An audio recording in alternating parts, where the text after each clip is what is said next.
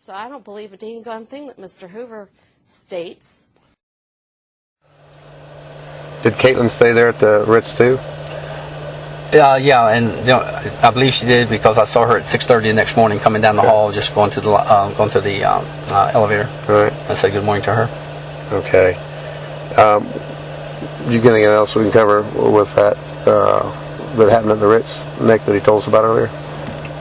I was curious, what did everybody do the next day? I mean, obviously you spend more than one day there. What did you guys do the next day? The next day, let me think. Oh, okay. Next day, let me see. Like I say, Dominic and I had breakfast. We hung around, went back to the room, watched TV for a while. George, I think Dominic called George, or George called Dominic, I'm not sure which. George decided he was going to go get breakfast. I met him. We went down the elevator. He decided he didn't want breakfast. He went over to the they have a bar down there. Right. But in the morning they have coffee and donuts there. Right. He went over and bought a coffee and I think got I don't know if he got dinner or not. I'm not sure. I think he just got coffee. And then there's some lounge chairs there. That's it's like a big lounge area. It's like where they have a piano kind of thing. Right. And we sat down. Actually, this is probably the most. I sat there with George. He was really distressed, and he was just talking about actually, it was real personal stuff, like between him and Cindy. Just the problems that they were having. That they felt like they'd thrown each other and Casey underneath the bus. From comments that they made, stuff like that. What else?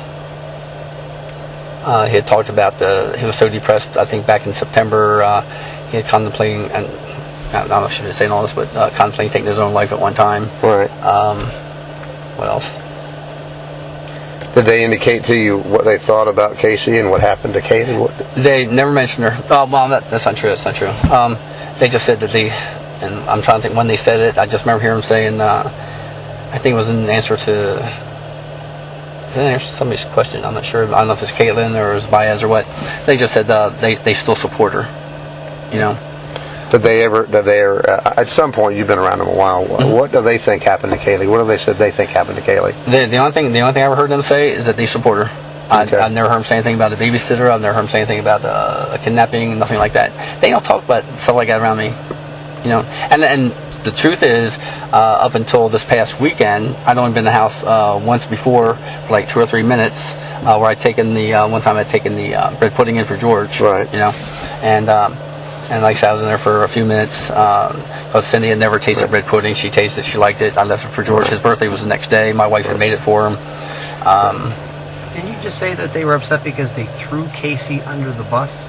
Yeah. Now, is that your term or is that their term? That was George's term. Now, exactly how did he say that? Okay. As close as I can remember, this is going to be pretty exact, to be honest with you. He didn't know, gosh, I feel bad saying this, but he said he didn't know if he and Cindy were going to be together once this was all over, because they were bitching at each other, because they each felt like they each had felt like the other one had thrown Casey under the bus. And that's as right. As close as I can get it. And they said Lee also. I guess all three of them kind of like been at each other for comments they made. Right. Have they ever said that they think that Caylee was alive, or have they? I mean, what do they think? Oh, well, up until last Thursday, every time because I was at some of those vigils, they would have vigils there for a while. They were having them at the house, and I think they started having them at the church. I never went to the church. I was at 2 at the house, and whenever they had them at the house, George always said, you have to think positive.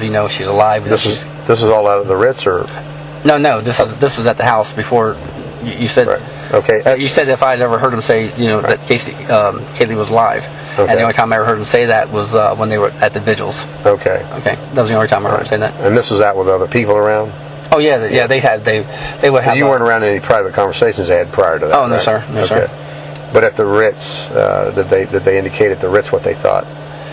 The only thing was it wasn't proven that was her. It's kind of like it's kind of like holding out hope against hope. hoping that somebody had, I think she even said on TV or something it could be a different body or something. Right. I think she might have said that. I'm not sure. Were you around when they had conversations with Caitlin about this?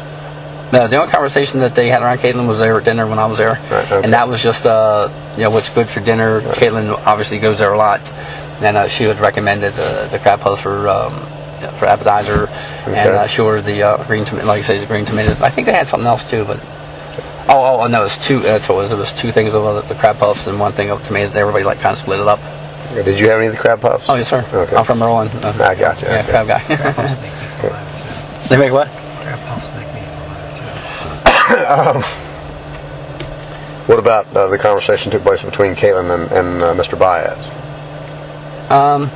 It was just when he got there, they're real familiar with each other. Right. Caitlin and Mr. Baez? Yes, sir. Okay. And when he first got there, he kind of leaned over to her right, kind of gave her, kind of like a little hug and right. Cheek to cheek kind of thing. Okay. And they had just a little pleasantry between them. I don't remember what they said. And then he just walked down to the end of the table and sat down. Okay. It's pretty much the only conversation. I think that, like I said, it wasn't a whole lot. Were you present for any conversations between Mr. Baez and Caitlin at some point later or before? No, sir. No, he left that night. I didn't see him back there again. Okay. I didn't see him again until he showed up at Mr. and Mrs. Anthony's house that Sunday. Okay. Now, you told Agent Savage and I earlier about a tip that you followed up with out on Suburban. Oh yeah, okay. Tell us about that. Dominic had called me at my house the day before and said he needed me to come down and help him, and I assumed it was something to do with taking George and Cindy somewhere, right? Because they're always getting threats and this and that, and so supposed to meet at 8 o'clock. He showed up at right around 8:15. He was kind of like in a somber mood.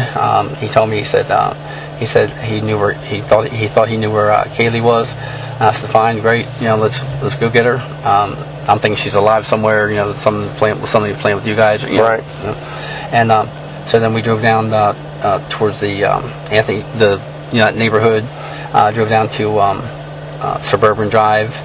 Told me to drive down to the end, make a U-turn, come back up. I parked up at whatever that intersection is where you guys have the street where I met you. I was parked right about there. Let me see. I had my, I do a lot of videotaping because I do private investigation work, mostly insurance cases. Okay. I always carry 2 cameras. Dominic got out of the car. I don't think he got on the cell phone, but I think he called after he got out of the car because he didn't call in the car. He told me to bring the cameras. What was it?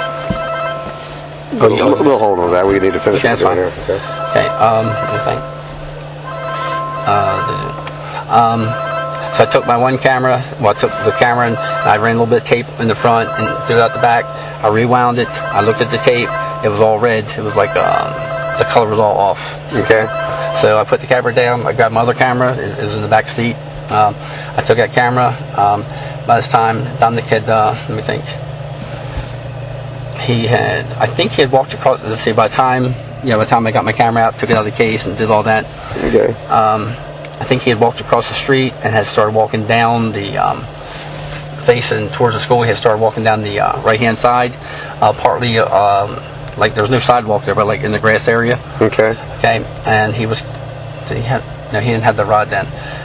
So he kept walking, and for sure the whole time he had his cell phone with him.